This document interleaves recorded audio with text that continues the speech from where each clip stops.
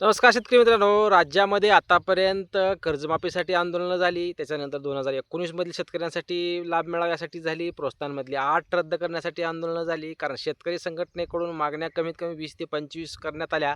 त्यातील राज्य सरकारकडून मागणी फक्त 1 ते 2 उचलण्यात आल्या. परंतु महत्त्वाच्या मुद्द्याचीच मागणी मागे राहिलेली होती आणि आता त्याच्यासाठीच आपल्याला आता लढायचा आणि त्या लढण्यासाठी सर्व शेतकऱ्यांनी एकत्रित येणं गरजेचं आहे. कारण आता महत्त्वाचा मुद्दा खास नियमित कर्जदार शेतकऱ्यांचा राहिलेला आहे.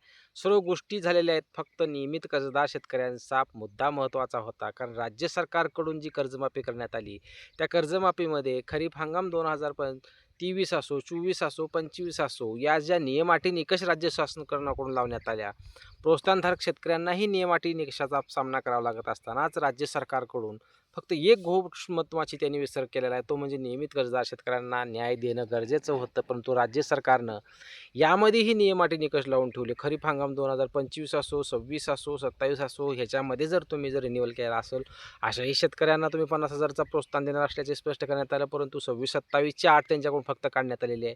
बाकी काहीही करण्यात आलेलं नाही.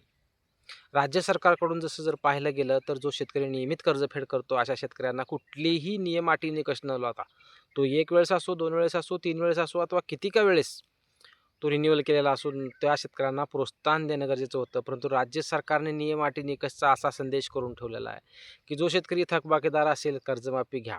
जो थकबाकीदार व्हा आणि कर्जमाफी घ्या, हा संदेश राज्य सरकारकडून कुठेतरी आजपर्यंतच्या कर्जमाफीमध्ये गेला आणि आता भविष्यात पुढेही जात असल्याचे स्पष्ट संकेत दिसत आहेत शेतकरी मित्रांनो.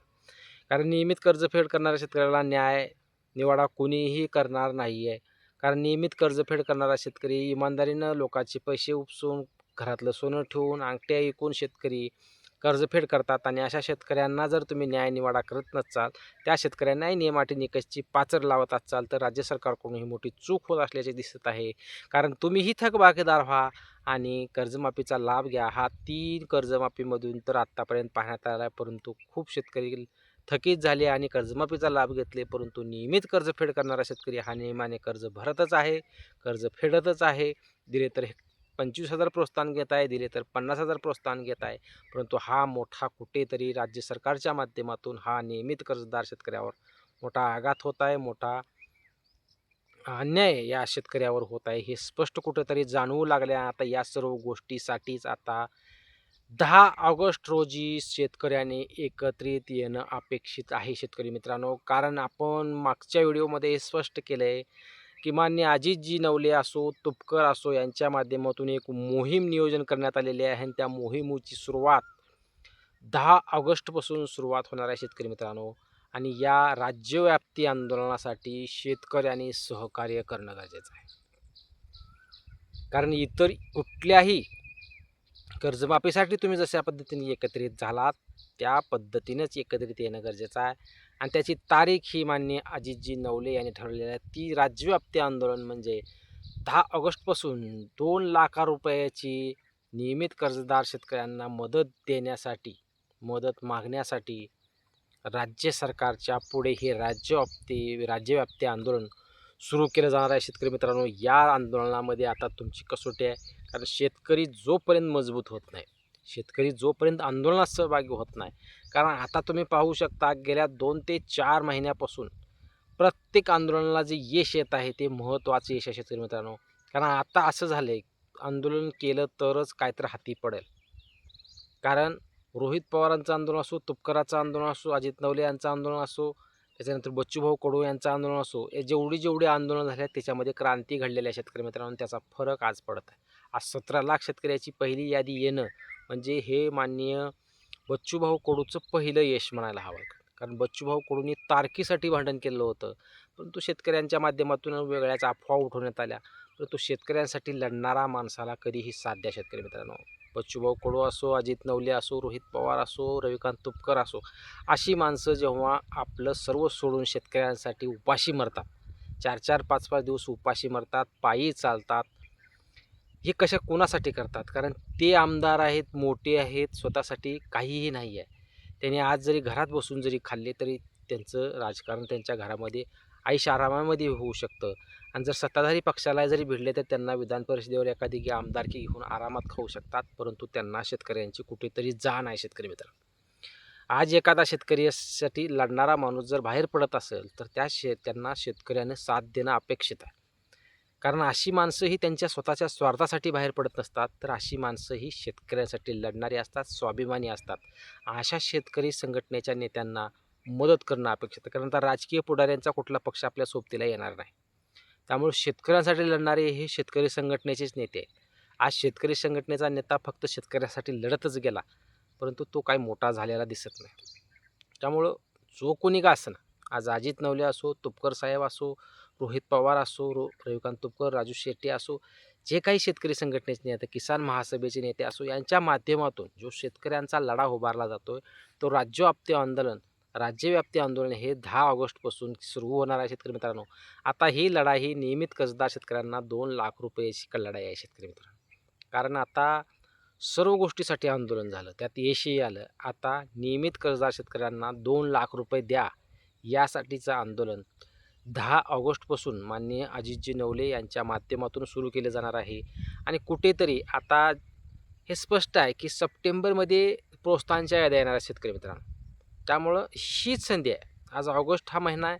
संपूर्ण ऑगस्टमध्ये या आंदोलनाचं जर स्वरूप मोठं झालं शेतकरी मित्रांनो, तर निश्चित या आंदोलनाला यश येईल आणि या रकमेमध्ये 100% वाढ झाल्याशिवाय राहणार नाही.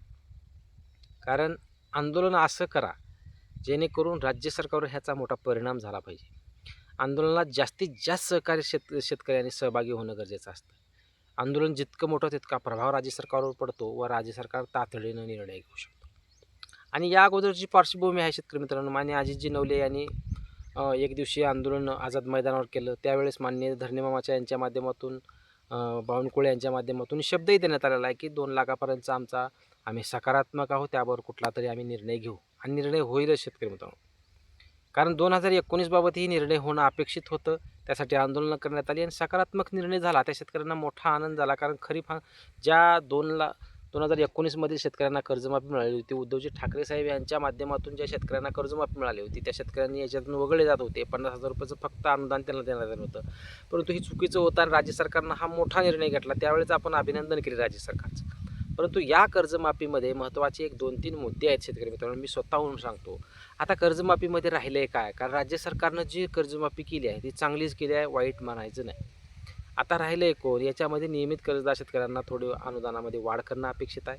त्याचबरोबर उर्वरित जे काही शेतकरी आता कर्जमाफीपासून वंचित राहणार आहेत, त्याही शेतकऱ्यांना या कर्जमाफीमध्ये घेणं गरजेचं आहे. राहतं कोण? तर खरीप हंगाम 2025 असो, रब्बी हंगाम 2025मध्ये असो, ज्या शेतकऱ्यांनी कर्ज घेतलेले आहे, असे शेतकरी हे याच्यामध्ये घेणं अपेक्षित आहे. कारण तुम्ही आता सर्वच केलं आहे, परंतु थोडक्यासाठी शेतकरी नाराज न करता राज्य सरकारने याच्यामध्ये ठोस भूमिका घेणं गरजेचं आहे. कारण 30 सप्टेंबर 2025 पर्यंत जे शेतकरी थकीत आहेत, असे शेतकरी याच्यामध्ये घेतले जात आहेत. त्यामुळे ही महत्त्वाची तारीख आहे शेतकरी मित्रांनो. या तारखेचा घोळ खूप मोठा आहे. या तारखेमध्ये जर तुम्ही थकीत सापडलात तर माफी होणार आहे. त्यामुळं सरसकट कर्जमाफी नाही, 30 सप्टेंबर 2025ला जर तुम्ही थकीत असाल तर त्यामध्ये तुम्ही कर्जमाफीचा लाभ घेऊ शकणार आहात.